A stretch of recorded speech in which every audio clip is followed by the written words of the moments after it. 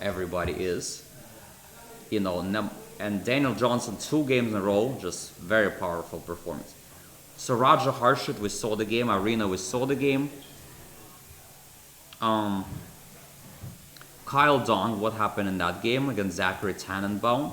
So Kyle Dong played a really good fighting game yesterday against, but here I think he got caught in some, I think he prepared something, but not sure if the line he prepared is very good. And I think Zachary Tannenbaum knew it a little bit better or figured out stuff over the board and was able to outplay him in some immense complications. Although there were a lot of mistakes, but it was sort of an interesting fight. And then Brewington was able to revenge from yesterday's loss by beating Brian Weiss. No, sorry, Brian Lynn, not Brian Weiss. Played the white side of the Rui Lopez.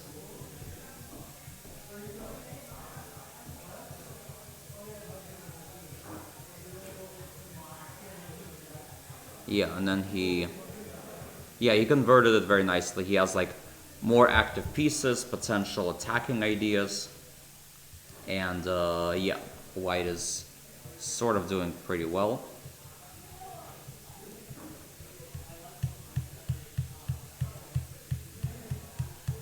And eventually white won. Yeah, very nice game, bounce back game from Brewington. Somebody who was a higher rated, who lost and did not withdraw for a change, and bounced back with a very nice game.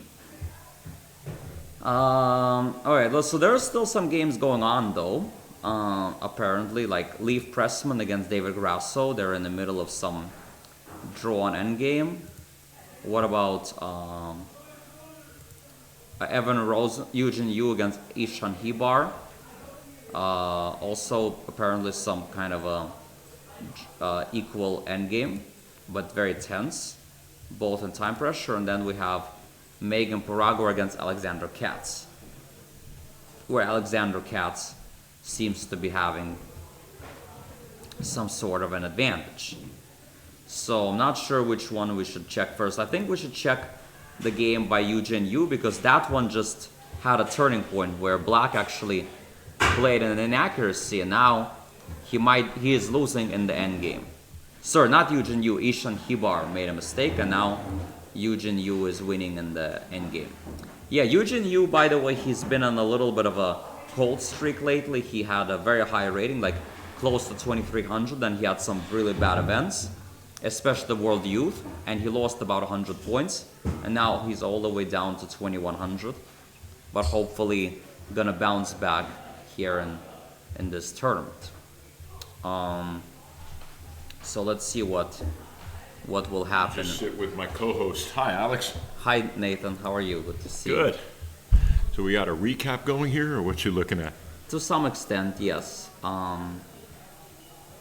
So yeah, we're looking at the finishing touches of the game, Eugene Yu against Ishan Hibar, where white is just up in exchange in an endgame, and judging by other players, it seems Drew Bick will withdraw as well. No, actually, I don't think so. I don't think he usually withdraws, but we'll see. Nico has withdrawn in the past. Andrew Tang, I don't know. I think he usually plays out, but. Yeah, Fidel also usually plays out, so that was a little bit surprising that they withdraw. Sometimes there's a contract like, if you want to play with these conditions, you must finish the tournament. Of course, yes. I mean, to give the young Lions a chance. Yeah, go on. I play many of these tournaments in round robins where you do get conditioned and you have to play all the games, of course. Or even in some Swiss tournaments where you're getting conditions. But here it's a little different. It's a Swiss. There are no norms and anything like that, so here... Yeah, people you can are... you're not bound to. So Eugene Yu did beat Ishan Hibar in the end. Let's see how the game went. Actually, was. Did you already look at the Zeltsin game? Yeah. Because I was curious how that ended, because I knew he sacked a pawn with this d5, which couldn't be taken. Well, the thing is, it was abbreviated, right? There was some transmission problem. Oh, okay, because I know he played the move D5. Oh, he did? First he played rook E1. Oh, rook E1. Yeah, and then queen H4, Yeah. G3, queen H3, queen F1, queen H5, Yeah. and D5.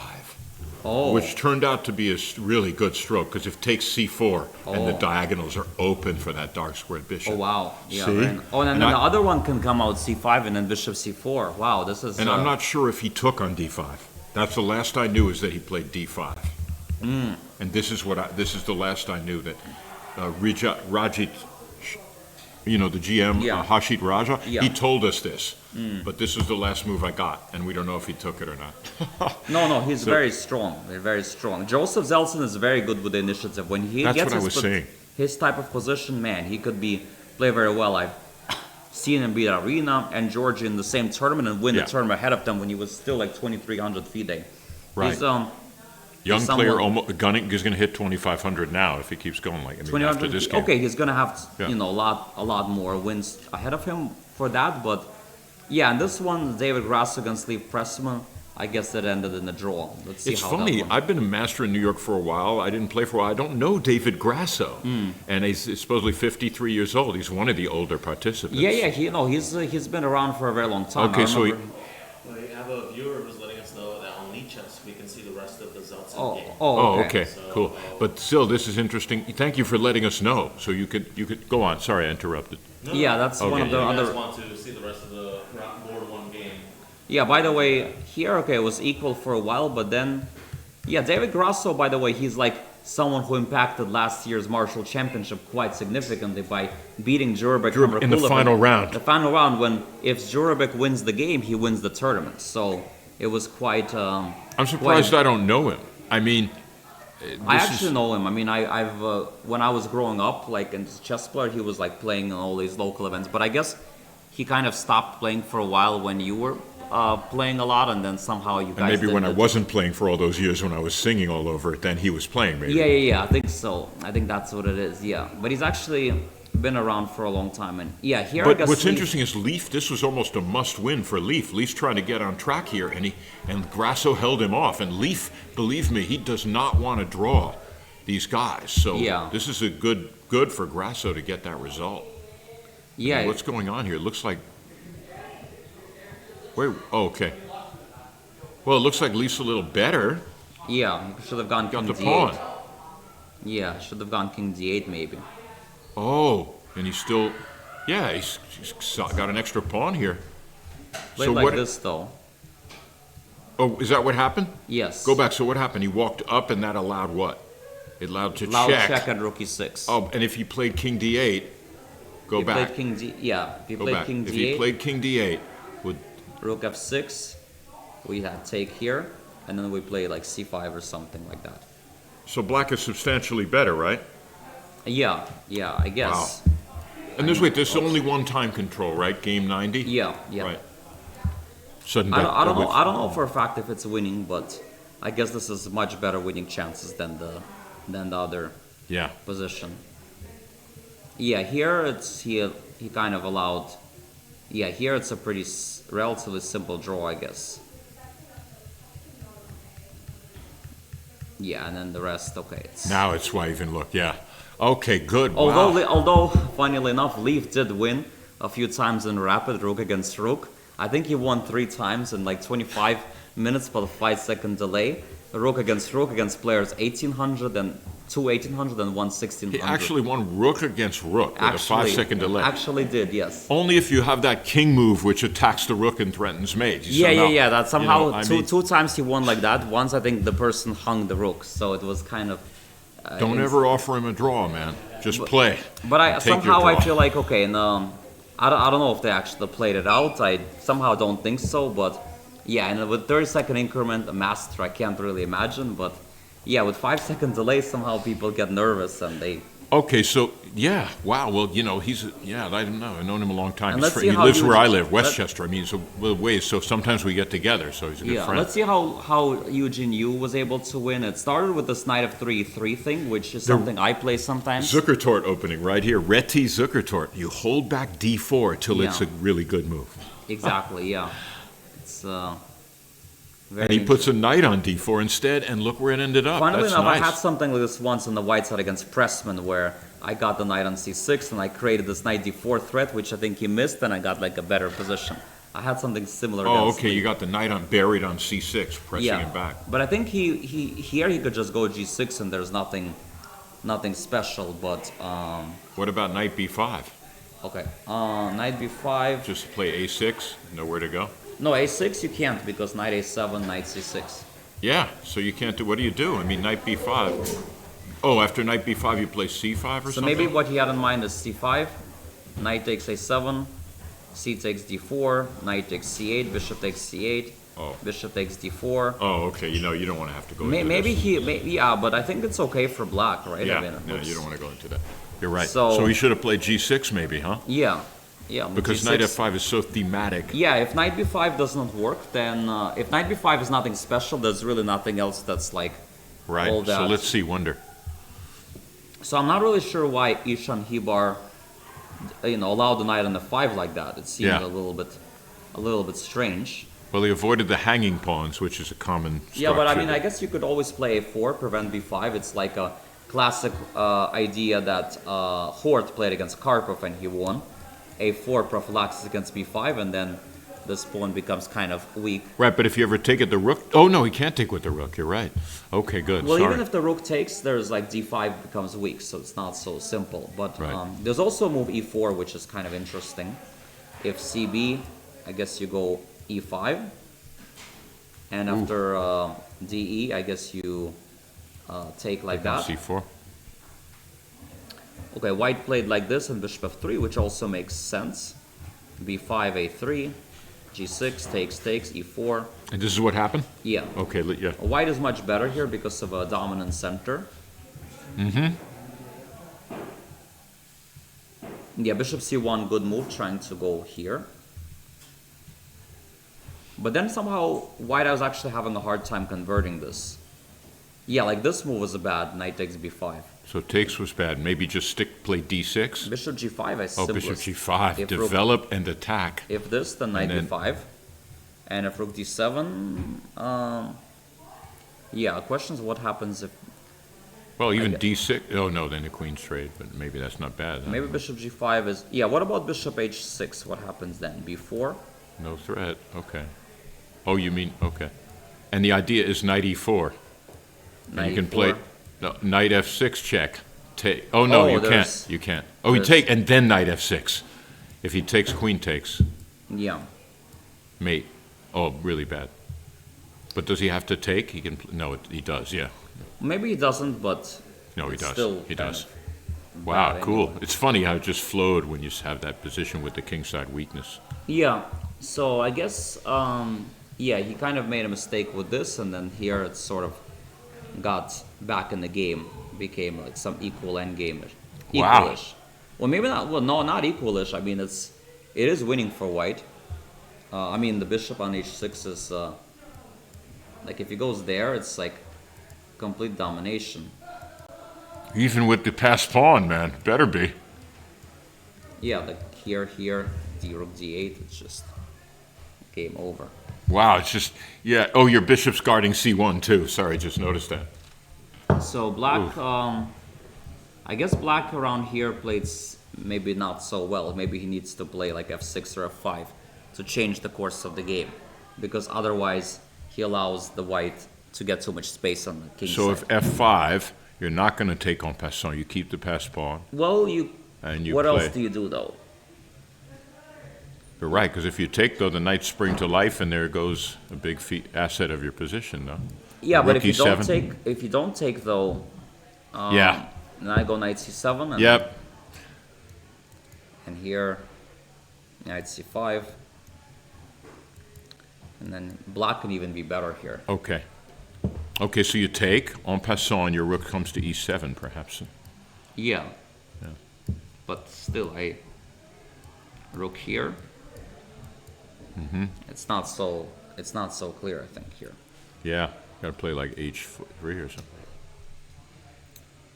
Yeah. Anyway. So black played it a bit too passively, allowed all this activity. You mean white did? No, Oh, black did. Black played too passively. Okay. Yeah. Yeah, I guess. And now apparently f6, e6, rook d7 was winning. But yeah, they're both low on the clock. And here it got very messy again. Ooh. Queen, Yeah, take, black was able to take. queen. Oh, Yeah, and here black had to play rook f8. unbelievable. Rook F8. king d7, rook g8, e7, king f7. Still a draw. Back the rook up. You can't back the rook up and check. The knight comes in. Oh, cool. I want Yeah. to pull the rook back and check on F1. Yep. Nope, that check gets in the way. Exactly. Go back. Wow, so he had a way out. He had a way out. But he played there and then rook d. Maybe he missed rook d7 and finally Oh, yeah. blundered and lost the game. So And that was Eugene Yu wins. Eugene Yu against Ishan Hibar, two young players. all right. Good. Okay. And that's board like 9 or something or 8. Yeah, and then the final game that we're gonna take a look at is between Megan Paragua and Alexander Katz. That one I haven't really taken a look. So Megan plays her trademark Kali Zukertort with like e3, bishop e2. She tends to do that all the time these days.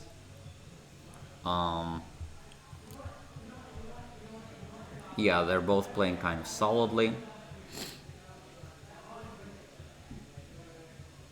Actually, white was better, maybe. Yeah, maybe just take it.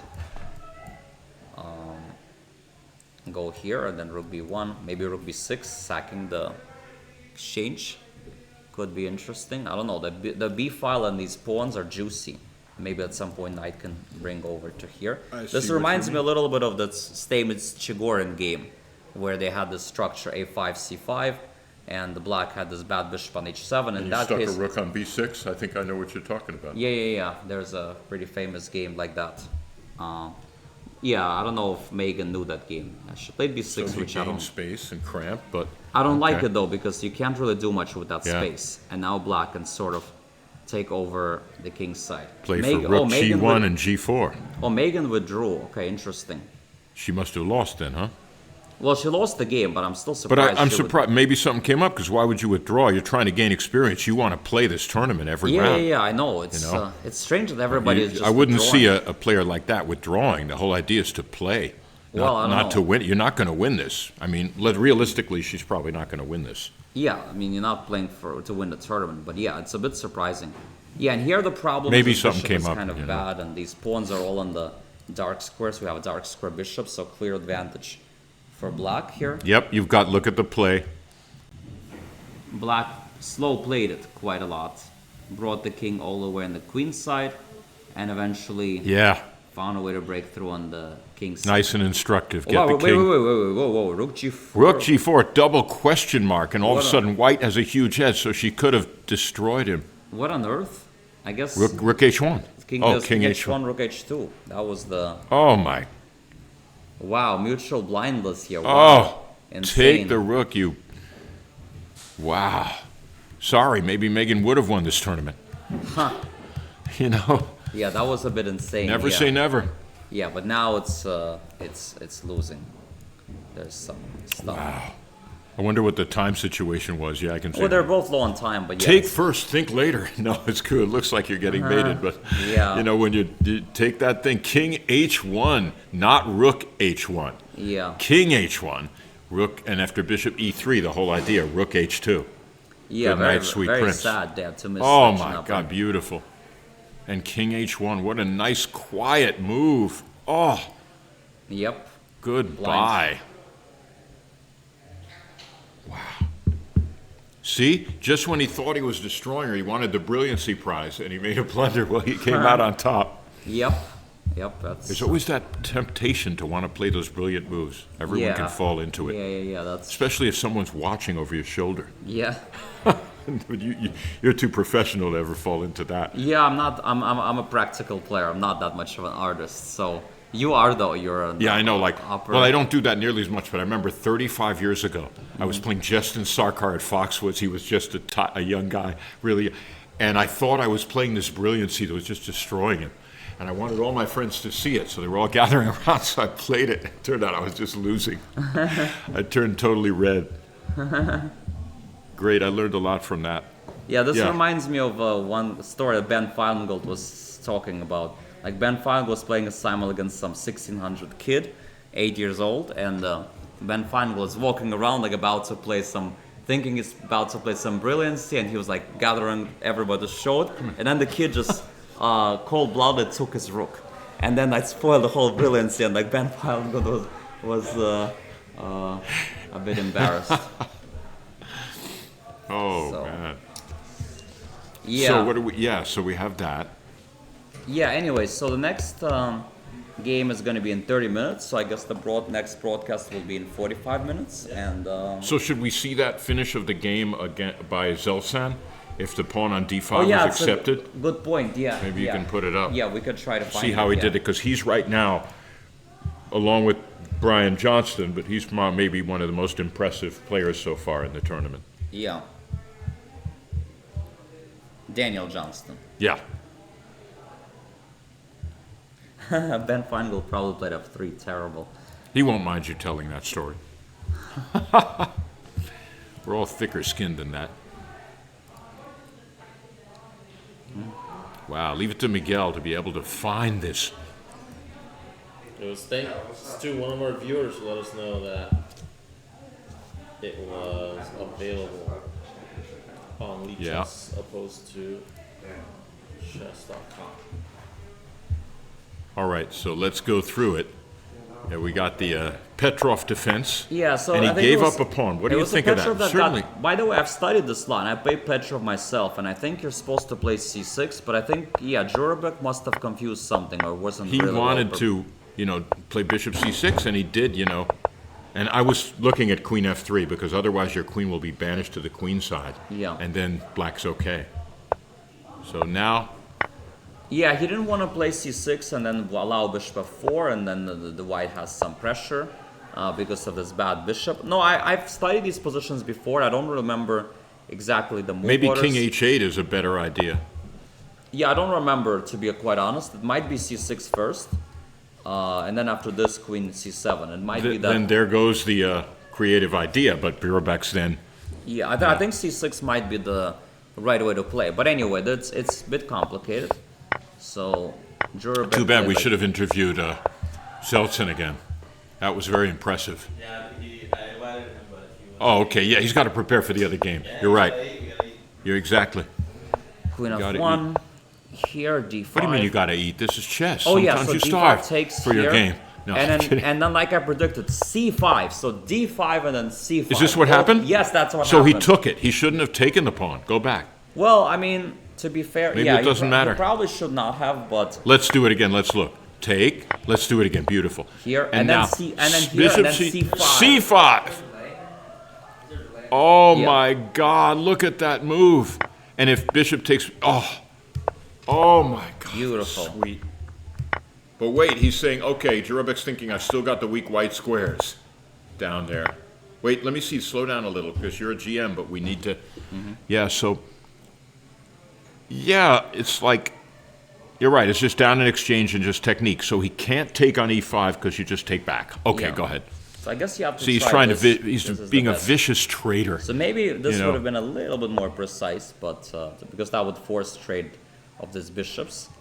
But yeah, after this, I guess queen b4 is a very strong one. Maybe that's what Jurabek missed, because queen b4, you're trying to connect the queen. Yeah, the and rook that's with check, going now, and that's going instead. Yeah, and then it's just winning. Yeah, and now you just take it. Ooh, yeah. he's resigning right about now. Yeah, right? he resigned here because rook d8, rook d7 coming. Queen h8 is also a threat. And if king e8, just queen h8, something Yep. like that. Yep. Yeah, there's And just, then king f7. Yeah, and just before you can get mated, it's a very dream. instructive game on the idea of piece activity, opening up both Yeah, bishops. yeah. Now look at these. This is the D5, most interesting attack and of then the round. and then c5. Yeah. Just beautiful. I mean- sacking a pawn to opening up the bishops. With Johnston's game, it was great, but you could predict the strategic idea of c4 and the Yeah. king's open.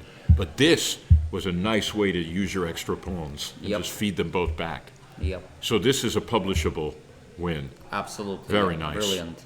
And you Brilliant, thank yeah. Jurabek for the creative sacrifice of the D-pawn to allow this to happen. Yep. Wow. I'm wondering about Joseph Zeltsin and, what his future holds, because this was I've seen some very impressive attacks by him. Yeah, Joseph Yeah. Zeltsin now will play with white, I think, against Bortnik. And that will be interesting because last time they played, Bortnik did beat him in the Marshall Premier. So I think Zeltsin will probably want some revenge. But Bortnik is also a tough customer. A stronger player, you could say, yes. Well, it's I think about equal, I guess. But yeah, it will be an interesting battle. And yeah, and I don't know, Johnston, I don't know if he'll play Raja Harshit or maybe he'll play someone. I mean, if it's USCF pairings, probably he'll play Raja. He would be black against Raja. But the thing is, they might not upfloat several times because he's uploaded once before, so maybe they won't play each other. But he either almost way, has to. He's got to play the strongest rated. Not necessarily. No, not necessarily. Not always in FIDE rules. It depends on whether FIDE rules are used for this pairing here or USCF. But how many people have 2 points? 3 points? Well, 3 points, 3 people has, but I'm just saying he might not play the highest with 2.5. He might play someone else with 2.5. Right, because the colors are right, though, so it just seems colors are right, yeah. but the uploading, it's a complicated rule. Sometimes you're not allowed to upload.